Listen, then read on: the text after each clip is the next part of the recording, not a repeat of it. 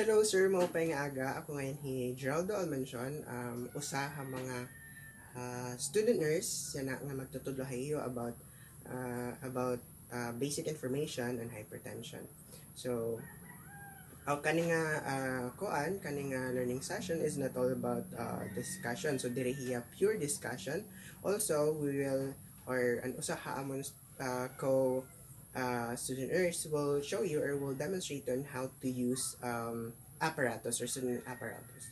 Okay, so if you have any concern or questions, you can raise that after haaton discussion or after haaton learning session. Okay, so since an aton topic is all about hypertension, so let's aton hiya i-define kung unsa man gud talaga an hypertension in layman's term. Okay, so ang aton objective karon kay to address the needs of the patient.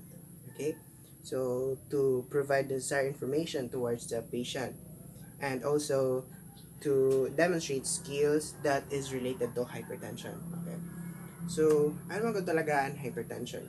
So haaton kumbaga haaton community an era definition about hypertension kay an era iba nga tawag hypertension kay high blood, di ba?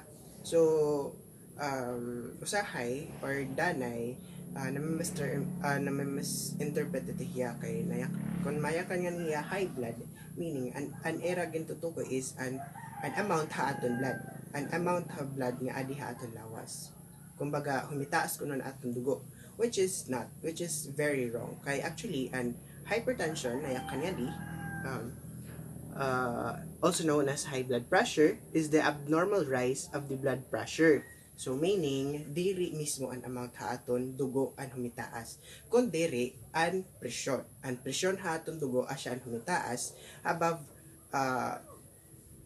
in abnormal nga level. So that's what we call hypertension or high blood pressure. Okay, so what are the causes of hypertension? So ano't mga butang nga nakaka-cause in hypertension or high blood pressure? So it says here that high blood pressure is a condition that often develops over time. It can occur as a result of poor lifestyle choices, such as a lack of regular physical activity, and etc. So meaning, an hypertension or an high blood pwede hiya ma-acquire tungod kay ano sa katawo, diri hiya kumbaga he or she's living in an unhealthy lifestyle. Kumbaga for example, ikaw mahilig ka kumaonhin mga maparat, masubraan ka tamis, masugad, tapos diri ka pahilig mag-exercise or diri ka mahilig uminomhin ng water. So ang tendency ito yung certain or kumbaga ikaw nga mahilig ito nga unhealthy lifestyle, ang tendency magkaka-develop ka in hypertension or an presyon ha imo dugo kay may possibility nga humitaas. Okay, tapos nakan gihap nga di nga an hypertension pwede gyud hiya mag-develop over time or mag-develop hiya tungod ha aton age, tungod ha aton kadagason. So meaning kumbaga ang mga mostly mga aged or mga elders mostly haera kay mga hypertensive, meaning tungod haera kalagason nagkaka-develop irahin hypertension. Kumbaga usual na haera nga humitaas ang dugo tungod haera edad.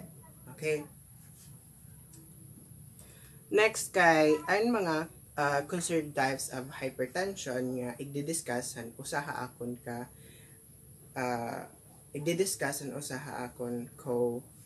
student nurse. Maayong buntag sir, ako di ay si Cherry Adobo, usa ka student nurse gikan sa BIPSU. So karon ako na-assign pag-discuss sa duha ka makonsider sa hypertension og factors or rason nganong magka-hypertension ta. So naay primary o secondary nga makonsidera sa hypertension. Ang primary mo ni siya ang common type sa high blood pressure sa kasagaran na masinati sa mga tao. It develops over time as you get older. So kani maingon ta nga sa lifestyle nato kung nangaunta o mga dili maayong pagkaon o dili sad ta mo exercise, usa ni siya nga magsig ad og negatibo sa ato ang lawas nga makakuha tani nga high blood pressure. Sunod ang secondary. Ang secondary high blood pressure is caused by another medical condition. Pananglitan, nanatay diabetes.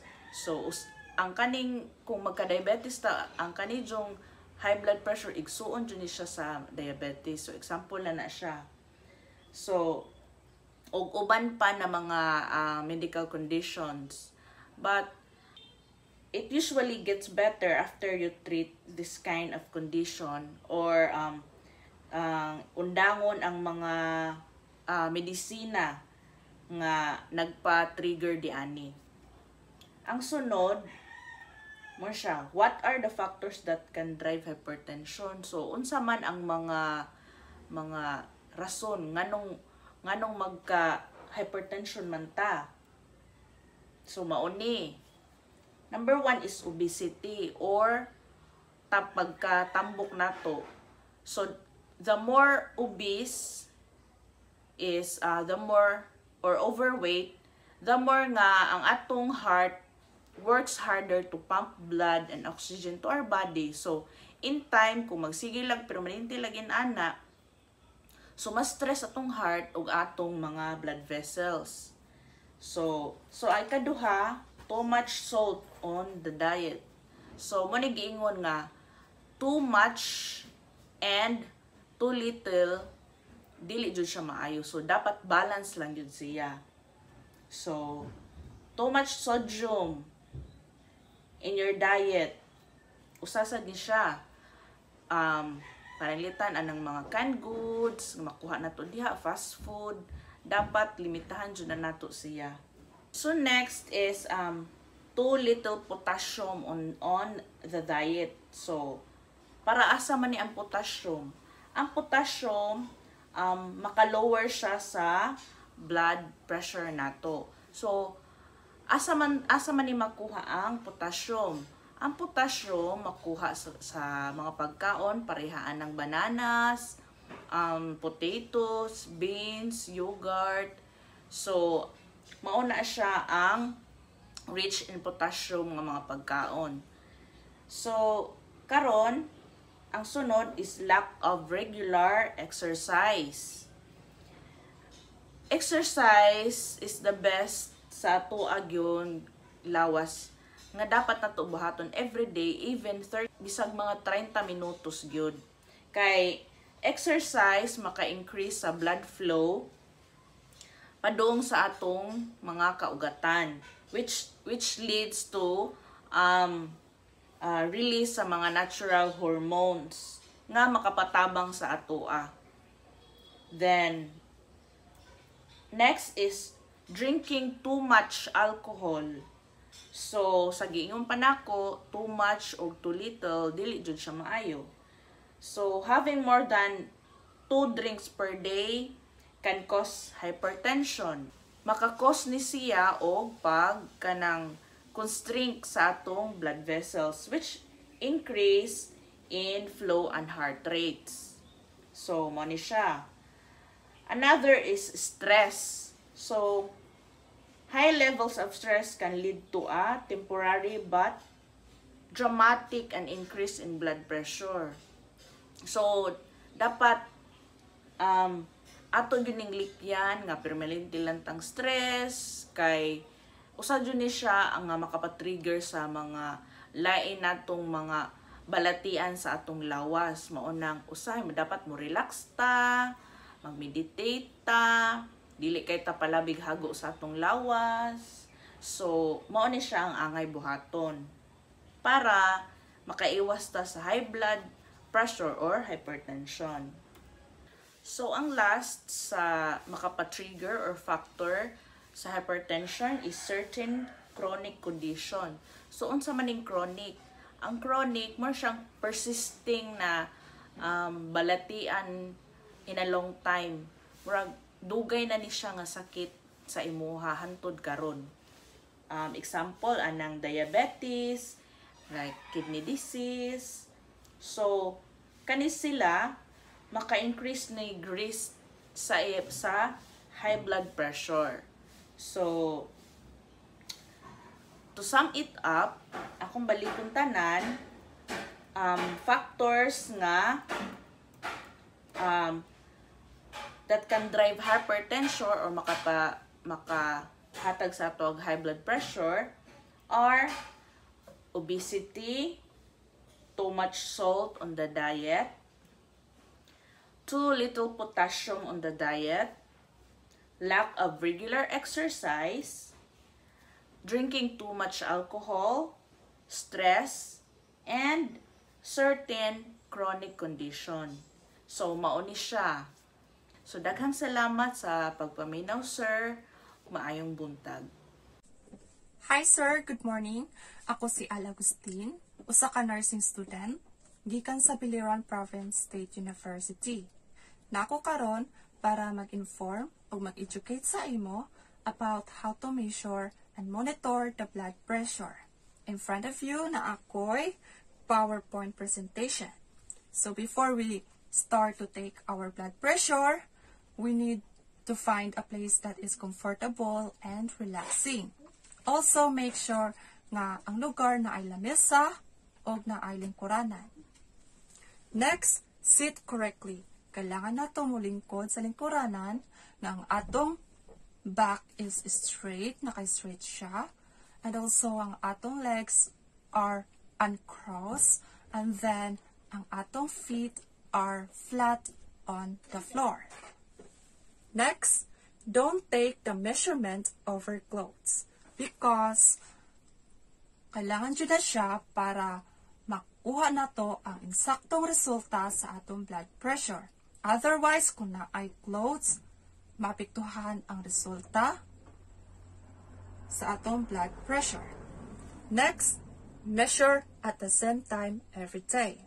Because makatabang na sa ato magmonitor sa atong blood pressure. For example, magmonitor ka today and then ang imong resulta is not good. Meaning, ang imong lifestyle this day is not good. Therefore, kailangan jud nimo i-change imong lifestyle para maging normal ang imong blood pressure. Next, document the result. In documenting the result, pwede nato siya isuwat sa papel.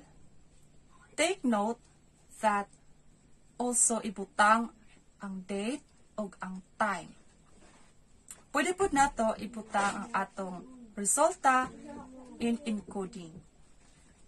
Also, make sure na naapoy date, time, and also the result of the blood pressure. Next, let me introduce to you what is BP apparatus. BP apparatus, also known as blood pressure monitor or blood pressure gauge, is a device used to measure blood pressure. That means, kailangan dyan nato ang BP apparatus para makakuha tag result sa atong blood pressure. So we have three major types of BP apparatus. First, mercury sphygmomanometer. Mono siya, well-known and usable decades ago. But in this modern world, this is very rare. Next type of BP apparatus is aneroid sphygmomanometer.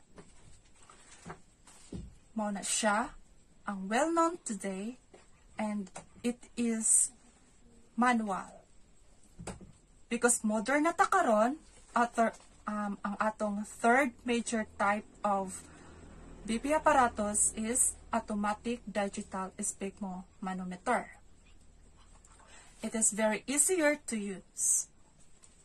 So, let me describe to you the parts of BP apparatus. We have here the inflatable rubber cuff.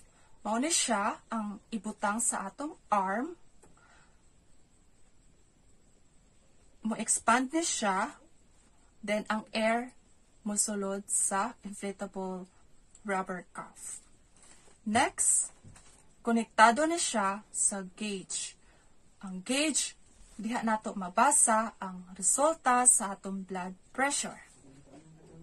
Next, valve.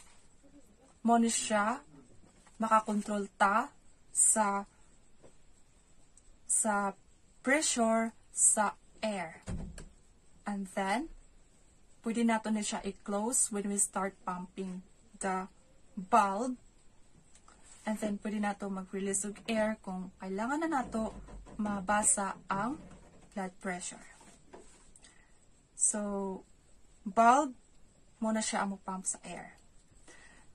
And then, we need extra device that is a stethoscope. We use a stethoscope, most especially the earpiece and diaphragm. We use the earpiece to listen the clicking sound of the pulse. Also, the diaphragm. We place the diaphragm of the stethoscope on the pulse. Good afternoon, sir. Ako dahil si Iris Abali from BSN 1D. So, ang akong topic karon is kung unsaon paggamit sa BP app. So, una, kailangan na to i-locate ang pulse. So, ang brachial pulse artery is palpated on the anterior aspect of the elbow by gently pressing the artery against the underlying bone with the middle and index fingers. Ang brachial artery pulse kay muna siya kasagaran nato gamiton to measure our blood pressure with a use of stethoscope and sphygmomanometer. Sunod is place the cuff on your bone upper arm 1 inch above the bend of your elbow. Make sure the tubing falls over the front center of your arm so that the sensor is correctly placed. You should place it tight enough so that you can only slip 2 fingertips under the top edge of the cuff. Siguraduon sad nimo ang imong panit dili mapiit sa cuff kung mag-inflate na. Then sunod, maghuwat anay ka samtang ang machine nag-measure pa sa imong blood pressure. Ang cuff kay mo inflate, then magtigahin na siya inflate para makuha ang imong measurement sa imong blood pressure. Kung ang imong readings kay kompleto na, imo na siyang ilista. Kung ang monitor dili mo record, ang cuff i-value o posisyon. Then, i-try lang utro. Maghuwat sa kakadali about 1 to 2 minutes before ka mo mag-utro o measurement. Then, pag ang reading is complete na, i-record na ninyo. Hi, good day. I am Richard Agustin. So, meron pa akong pakita sa inyong chart. At ito ay para malaman natin yung blood pressure natin. So, papakita ko lang sa inyo dito. So we have here a category. So, blood pressure and systolic means the upper number of the BP, and the next is the diastolic and the lower number. So, this part is normal. So, the normal is the less than 120 and less than 130. So, systolic is 120 and diastolic is 80. So just like this one, 120 over 80. So that's a normal blood pressure. So next is the elevated. When we say elevated is the elevated yung malapit sa normal at saka malapit sa hypertension stage 1. Mao na siya ang elevated. So the systolic of elevated is 120 or 129. And diastolic is less than 80. So 120 or 129 over 80. Next is the, so pag elevated, no problem pa ta anak, kay wala ka pa masyadong naramdaman na hypertension pero malalapit ka na doon. So next is the high blood pressure or hypertension stage 1. So systolic 130 or 139. Diastolic is the 80 or 89, just like this. So 139 or 130 over 180. So hypertension is stage 1. So hypertension is stage 1 means may naramdaman ka na. So may naramdaman ka na at kinahanglan na. So wag mo na tayong mag-alala na masyado kasi stage 1. So may maramdaman ka na but hindi totally malala. Pero you need to prevent this. Kasi stage 1 na, may maramdaman ka na mga sintomas ng mga hypertension. Next is the high blood pressure hypertension stage 2. So systolic is 140 or higher. So next is the diastolic is 90 high. So pataas. So 140 over 90 pataas. So when we say stage 2, so may may maramdaman ka na mas pinaka worst. Worst pa siya sa stage 1. So kung may naramdaman ka na dati, so mas doble pa yon kasi stage 2 hypertension. So next is the hypertension crisis. So means pagtaas na. So the systolic is higher than 180. So mataas na siya. So and then diastolic is higher than 120. So 180 over 120. So it means kasi mataas na siyang hypertension. So pangatlo na siya sa stage 2. So you need to consult a doctor immediately kasi kung hindi, maari kang masawi kasi hypertension crisis na. So you need to consult a doctor to make sure that you are okay and to cure this hypertension immediately. So you need to consult a doctor. So ways to prevent hypertension. So eat healthy food. Eat healthy food means so mamili lang tayo ng dapat nating kakainin. So to choose healthy meal and snack is to help you to avoid high blood pressure and its complications. So para maiwasan natin to, so kailangan lang natin mamili ng pagkain. So for example, this is mga healthy foods and mga bagong pitas na mga prutas, gulay, fat-free, dairies. So para hindi natin to makuha na sakit dito at ma-maintain natin yung ating health. So we need eat healthy food. Kasi kung hindi, madali nating makuha yung sakit na yon. So next is keep yourself at a healthy weight. So when we say healthy weight, hindi obese at hindi malnourished. So having overweight or obesity is increase our risk for high blood and high blood pressure. So healthy weight, kinahanglan hindi ka obese at hindi malnourished. So physically pa lang malaman natin kung obese ba siya or malnourished. So next is be physical active. So kailangan lang natin mag-ehersisyo 30 minutes a day or 3 times a week. So para lower tayo sa blood pressure na ating makakuha at maging malakas ang resistensya natin. At so para maging avoid tayo sa mga disease at hindi tayo madali-daling magkasakit.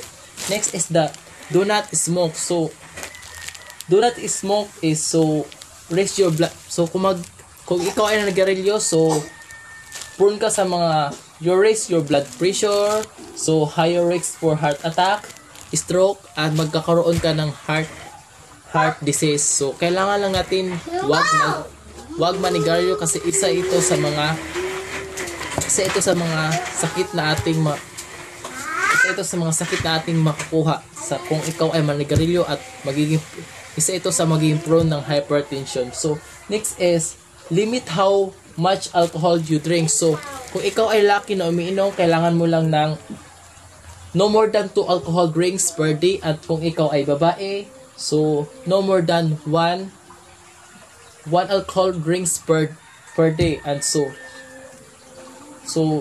it will raise your blood pressure kung ikaw ay umiinom. So kung ikaw ay umiinom, di naman ibig sabihin na huwag kang umiinom, kasi our body needs also an alcohol, but in minimum lang siya. So kailangan natin magbawas ng pag-iinom ng mga alcoholic drinks. So yan lang po.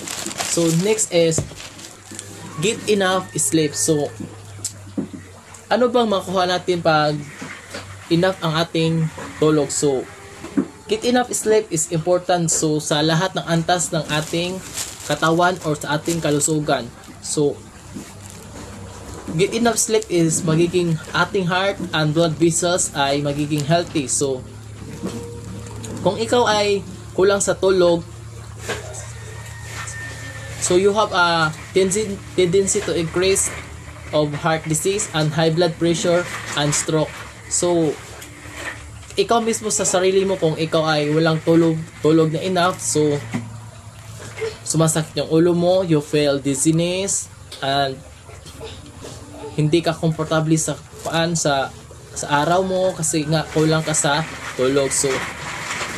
So sleep is so very important, and this is one of the way to prevent hypertension. Kailangan lang natin ng matulog ng sakto 8 hours a day. So always remember, so the greatest wealth is the health. So be active, be healthy, and be happy. So those are the ways to prevent hypertension, and don't forget it, and because it is so very important. So that's the end. Thank you.